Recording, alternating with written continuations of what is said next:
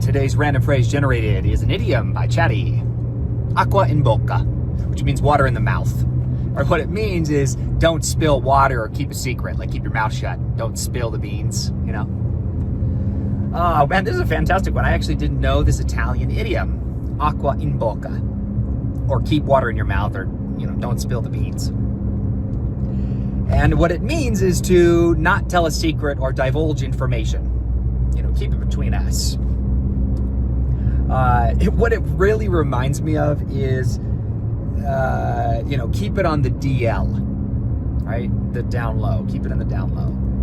And the reason I bring this up, because I find it funny, is I've had this dream. It's this dream, this idea, this vision I have of one day starting and enterprising a modern day Menlo Park. So Thomas Edison, back in his early 30s, he had just gotten really famous for having like patented and launched a fully functional phonograph, basically like the first version of a voice memo or a voice recorder. Okay, I was rewatching that. That's false information.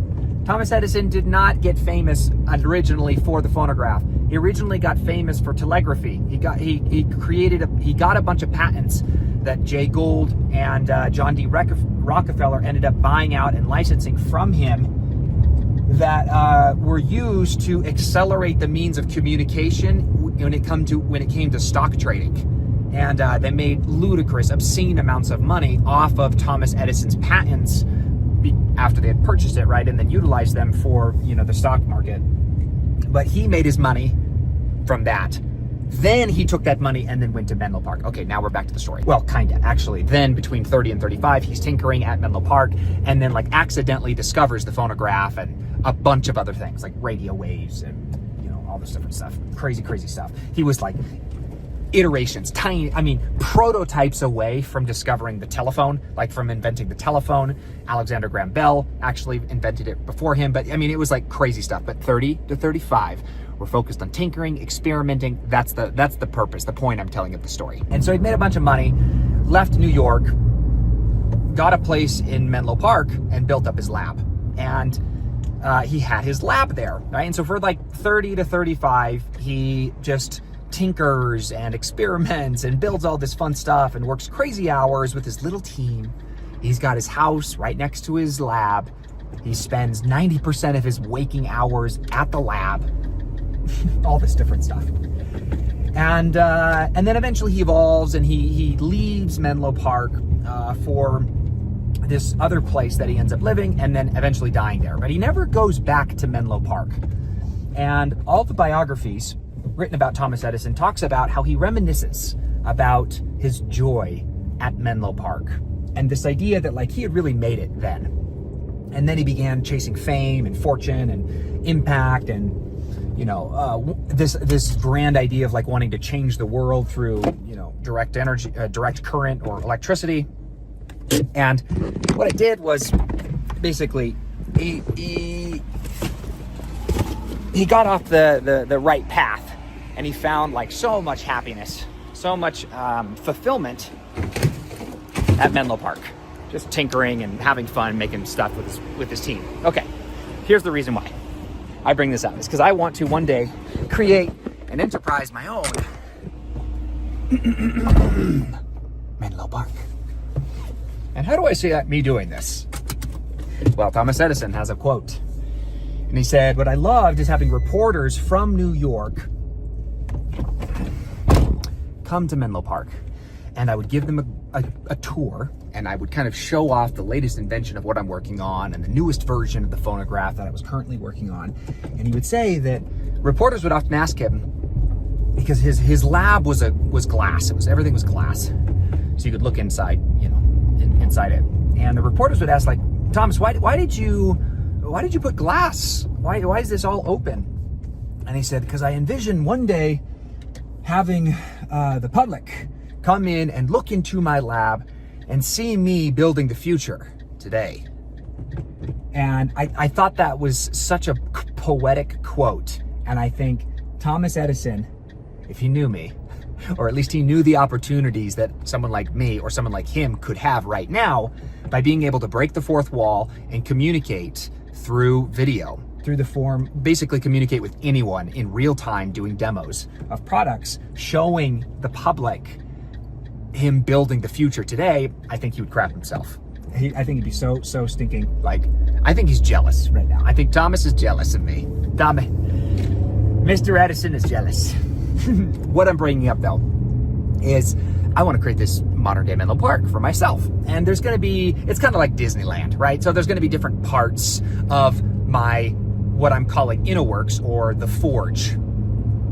InnoWorks is my company, is the parent company that hosts all of my other brands. The Forge is actually the Disneyland. It's the physical geographical location. And then all of these different theme parks within the big park, like Disneyland, there's going to be like different sections. One of them is going to be a modern day Menlo Park, right?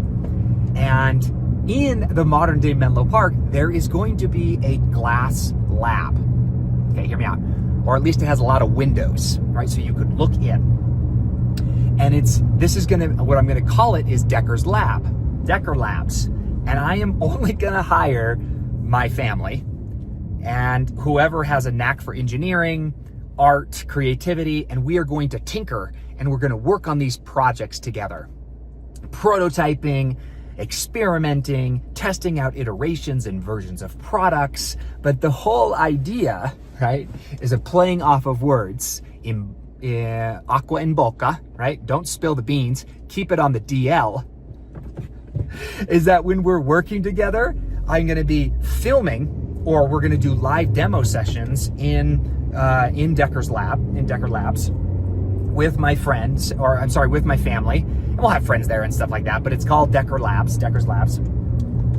And so we're gonna work on something, and when we have a great idea, I want everyone to be like, hey, keep it on the DL. Decker Labs, keep it in the Decker Labs. Like, pun on, like, don't spill the beans, Acqua In Bocca. Do you get it? So we can build the future today by keeping it on the DL, or keeping it in Decker Labs, which is just breaking the fourth wall and promoting it or sharing it with everyone via the means of video and live streaming. So Acqua In Bocca is a funny term for me. Don't spill the beans is a funny term for me. I feel that when one hoards proprietary information for the pursuit of personal gain, it actually chokes off progress and innovation. I know that there are times where that's really important when it comes to, national defenses. There's proprietary information that must be protected. And that is not what I'm talking about. That is an exception to the rule of information or progress or something proprietary or valuable in nature. When one hoards that kind of information for personal gain, I don't want the big company to come and steal my stuff or all that kind of stuff. It's working out of, I think, a position of fear and finite thinking. Because in today's world, you can get ripped off everywhere by anyone.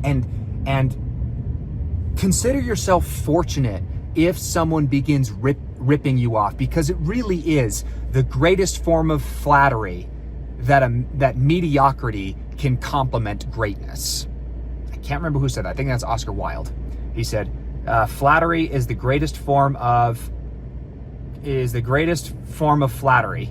Yeah, copying or plagiarism is the greatest form of flattery that mediocrity can provide or give to greatness. Basically, if people copy you, consider it a compliment. And because honestly, in this day and age, everything is moving so fast that there's no way that you can protect stuff anymore. There's no way. You can future-proof yourself against danger. Someone copying, stealing your idea, exploiting you, taking advantage of something that you came up with originally that later they ended up making hundreds of millions of dollars for. It's not to say that it's morally right. It's not to say that it should be justified. I'm just saying, don't squander and waste your time chasing after trying to enforce it, trying to defend it, when that time could be better utilized creating something new, creating the next thing, producing the next product, getting on to your next business idea. And I say that in homage to and in honor to Thomas Edison, who gave away his ideas freely. He's known as having he held the title of having the most patents in the world, of which he enforced none of them. It was literally an ego game. It was like, I've got more patents, I've got more patents, I've got more patents, I've got more patents. And maybe people like Jay Gould and John D. Rockefeller are going to come to me and they're going to say, oh my gosh, we need these patents and we're going to do licensing agreements and then we'll make money off it. But Thomas Edison was so brilliant that 90% of his patents, of which the majority of them were the phonograph, were never enforced. And he was so far ahead of his time that no one even knew how to copy him. So the point is even if you are brilliant like Thomas Edison and you go down the patent route, recognize that unless you're building something that is like national defenses, it will be stolen. It will be copied. It will be exploited. And don't take that as my gosh, now I'm going to have to switch modes. And again, this is the doctrine of carry. This is me. If you want to go do that, go for it. Knock yourself out. I have found that there's so much more peace in my life not chasing after copycats, and instead in reframing and perceiving that act as a form of compliment that they are not original, and that the best that they can do is efficiently copy you or originality, so that you can then go, I feel validated that I'm original, I am unique, I am novel, and I can invent things that are so good people copy me.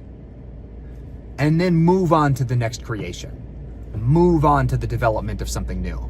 And don't recede back into Acqua In Bocca. Don't spill the beans. Keep it all to yourself, when you could do so much more good for yourself, the people that you support and care for, and humanity at large, by sharing what you have with everyone. And the closer you can get to doing that as abundantly, conveniently, quickly, and authentically as possible, for free, the closer you get to truly future-proofing yourself against entropy. And that is where I will leave it. Acqua in bocca. Acqua in bocca. Don't spill the beans. Or keep it in the DL. Keep it on the DL. Keep it in Decker Flats.